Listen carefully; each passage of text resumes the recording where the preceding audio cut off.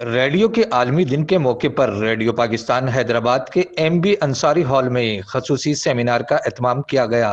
Radio کے عالمی دن پر slogan تھا ریڈیو اور امن۔ تقریب کے آغاز میں مہمانوں کو خوش آمدید کہتے ہوئے پروگرام مینیجر ڈاکٹر علی اکبر ہنگروجو نے ریڈیو کی اہمیت و افادیت پر زور دیا۔ تقریب میں شریک پروفیسر شفیق الرحمان نے ادب و زباں کے فروغ میں ریڈیو افادیت پر روشنی ڈالی۔ اس تقریب سے خطاب کرتے ہوئے معروف سماجی رہنما تنظیم خادم انسانیت کے چیئرمین سجاد خان نے بتایا، ریڈیو نے ہر مرحلے پر پاکستان قوم کا ساتھ دیا ہے، انہیں شعور و آگاہی فراہم کی ہے۔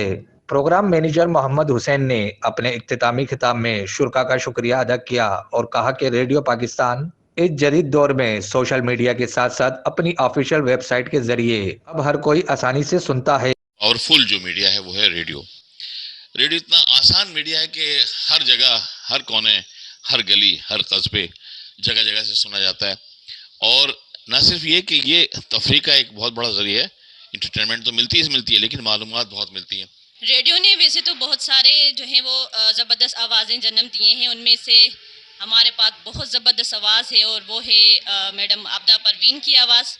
اور ریڈیو کے عالمی دن کے حوالے سے بس میں یہی کہنا چاہوں گی کہ ریڈیو سننے والوں کو ریڈیو کا عالمی دن بہت بہت مبارک ہو۔ عالمی دن کے حوالے سے میں یہ کہوں گا کہ ریڈیو وہ مؤثر ذریعہ ہے، جہاں امریکہ کے صدر یہ کہتے ہیں کہ باقی میڈیم اپنی جگہ، لیکن میری اگر انتخابی تشہیر بھی ہو رہی ہو یا کوئی بھی تقریب ہو رہی ہو یا میرا کوئی بھی کسی بھی قسم کا بیان ہو، وہ جب تک ریڈیو سے نہیں جاتا وہ بیان میرا مکمل نہیں ہوتا۔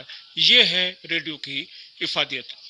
پاکستان میں جتنے اسٹیشن ہیں وہ اپنے اپنے اسٹیشنوں پہ تقریب منعقد کر رہے ہیں اور آج کا عالمی دن منا رہے ہیں۔ اس تقریب میں مختلف شخصیات جن میں معروف قانون دان سید محمود جعفری، سماجی رہنما کوثر سلاوٹ، فقیر محمد قریشی، اسلم انصاری، ندیم قادری نے بھی خطاب کیا۔